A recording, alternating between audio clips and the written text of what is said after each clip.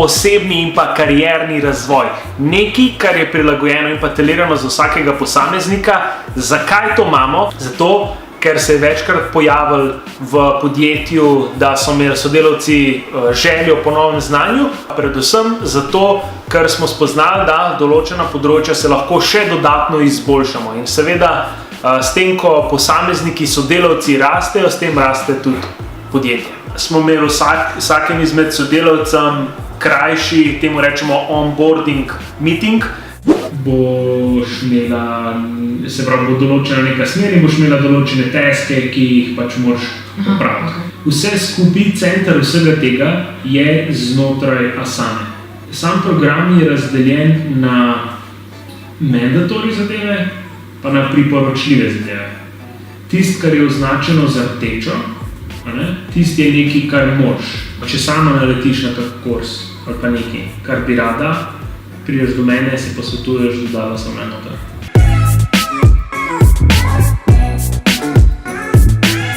Z Egle sva trenutno na BTC-jevi tržnici, namreč BTC prenavlja tržnico in pa kar velik del svojih površin. Smo danes na terenu, malo snemamo, malo slikamo. Egle se uspešno izmika vsem oviram na terenu. And if we just do not a panorama, but just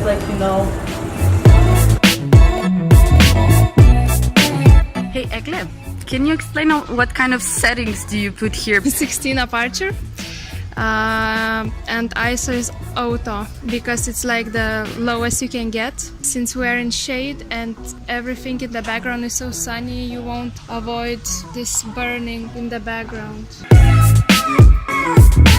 Kar izredno cenimo v Point Outu pri sodelavcih je to, da imajo prav vsi posebno željo po izpopolnjevanju in pridobivanju novega znanja. In to je nekaj, kar še posebej spodbujamo.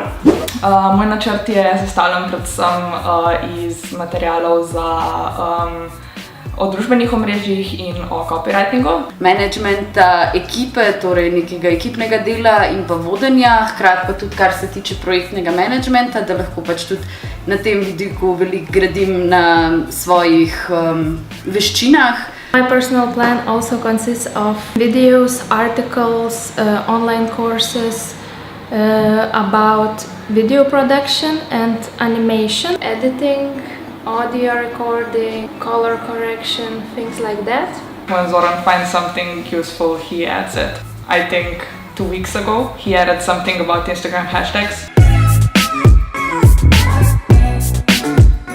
It's part of our library. The second part of the book, he actually comes to filming. This might be beneficial for you. Basically, anyone can read it because it's a handbook. Maybe for Egle it isn't as beneficial as it is for others. And since I'm talking about personal development, I really like how both of you already read your first books. So I'm proud of you, yeah. Let's clap this out. Punce, peta sem. Anca dela.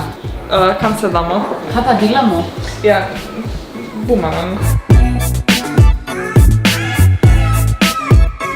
Tako se povrsti, kaj ste zdaj. Kaj delamo? Flash everyone.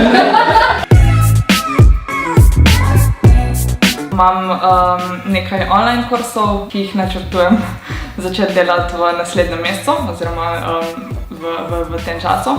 Zaenkrat mi je uspelo pogledati krajše videe in pa prebrati eno knjigo. Sem pa tudi na dobri poti, da se lotem enega webinarja oziroma online kursa.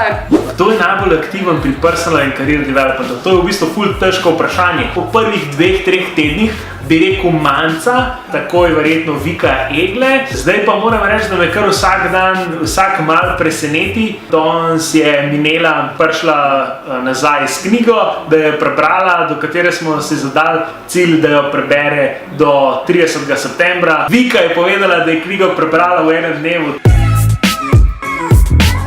Živijo. Evo, lej, Nejc je tudi kar predlagal takole, da se slišva prek neta. Se malo predstavil par beseda, zato da bom malo več zvedel o tebi. Imamo oglas za specialista za digitalno oglaševanje. To je oseba, ki bo pokrivala kampanje za naročnike, predvsem z področja Facebook oglaševanja, pa tudi Google oglaševanja. In sicer drugi krog je izziv. Lahko to povem, da je izziv relativno zapleten. Pri nas je tako, si moraš kar vzeti čas. No. Običajno rečejo, da ga rešujejo tako od recimo 4, 5, 6 ur, pa tudi par kandidatov je rekel, da jim je tudi vse skupaj, če se štejejo, vzeli tudi 12 ali več ur. Tako da ni tako zelo enostavno vse skupaj, ampak zato tudi imamo najboljši kader. Hvala, enako, lepo vodi. Čau.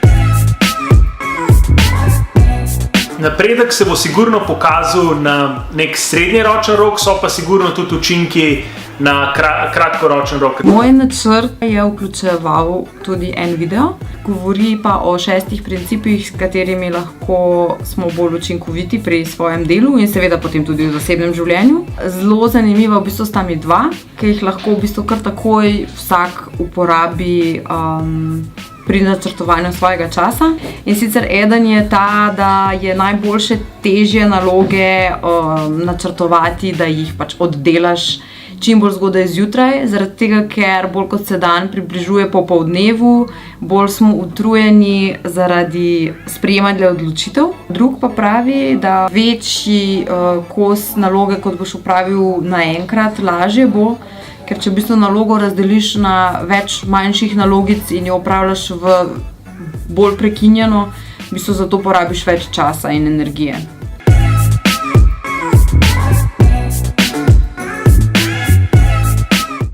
Nate si prvi story objavil. Oh, shit! Adventure ahead, Ljubljana Airport.